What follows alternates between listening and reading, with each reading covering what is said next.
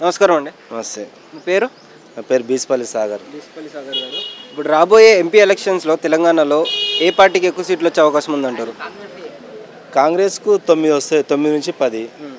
ఇక బీఆర్ఎస్కు 5 నుంచి అది బీజేపీకి 5 నుంచి 6 అంతే.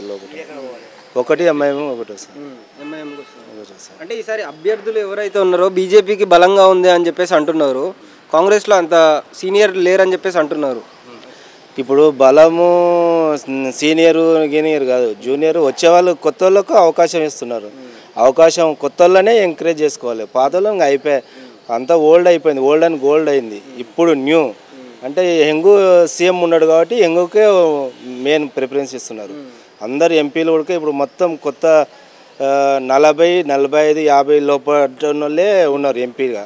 అందునుంచి మొత్తం ఇప్పుడు కొత్త జనరేషన్కి అంతా కాంగ్రెస్ ప్రభుత్వం మొత్తం కొత్త జనరేషన్కి. చాలామంది ఏమంటున్నారు అంటే ఇప్పుడు బీజేపీకే ఎక్కువ వచ్చే అవకాశం ఉందని చెప్పేసి అంటున్నారు. ఎందుకంటే సెంట్రల్ పార్టీ కాబట్టి మళ్ళీ అదే రూలింగ్లోకి వచ్చే అవకాశం ఉంది అంటున్నారు. సెంట్రల్ అంటే నార్త్ ఇండియాలో బీజేపీకి వస్తుంది కానీ సౌత్ ఇండియాలో అయితే బీజేపీకి రాదు.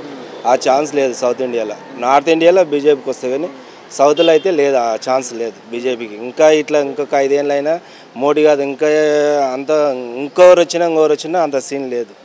ఓన్లీ నార్త్ ఇండియాకే బీజేపీ కానీ సౌత్ ఇండియాకు బీజేపీ లేదు, ప్రిఫరెన్స్ లేదంతా. అంటే ఇప్పుడు సౌత్ ఇండియాలో కూడా చూసుకుంటే మనం ఇప్పుడు తెలంగాణని తీసుకుంటే గ్యారంటీలు ఏవైతే ఉన్నాయో అది పూర్తిగా అమలు పరవలేదని చెప్పేసి ప్రజలు చెప్తున్నారు.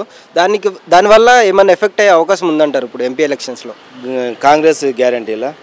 కాంగ్రెస్ గ్యారంటీలు అంటే ఎలక్షన్ కోడ్ పడ్డది, కొంచెం అమలు అయ్యే ముందర కోడ్ పడ్డది కాబట్టి కొంచెం ఆల్రెడీ ఈ మార్చి ఎండింగ్ కాబట్టి కొన్ని లావాదేవీలు ఉంటాయి కాబట్టి కొంచెం టైం పడ్డది. ఈ మార్చి దాటిందంటే నెక్స్ట్ ఏప్రిల్లోనే మొత్తం అమలు అయితే చేసి నిరూపించే గ్రామాలలో సర్పంచ్ ఎలక్షన్లకు వెళ్ళిపోతారు. ప్లస్ మళ్ళీ గ్రేటర్ ఎలక్షన్లకు కూడా అన్ని సవలతులు చేసినాకనే ఎలక్షన్లకు పోతారు. కంపల్సరీ ఓటు అడుగుతారు, కన్ఫామ్గా నెరవేరుస్తారు. ఎందుకంటే కాంగ్రెస్కి వచ్చే అవకాశమే ఎక్కువ ఉందంటారు. ఎక్కువ కాంగ్రెసే ఎక్కువ వస్తాయి సీట్లు మెయిన్. ఎందుకంటే ఏదైనా కొంచెం టైం పడుతుంది. 100 రోజులు అన్నాడు కానీ 100 రోజులు అన్నీ గుంజుకునే వాళ్ళకు చేసుకునే వాళ్ళకు కొంచెం టైం పడుతుంది కాబట్టి లేట్ అయింది. కానీ కన్ఫామ్గా రైతులకు రుణమాఫీ చేస్తాడు, రైతులకు కౌలు రైతులకు అందరికీ నెరవేరుస్తాడు, కన్ఫామ్ చేస్తాడు.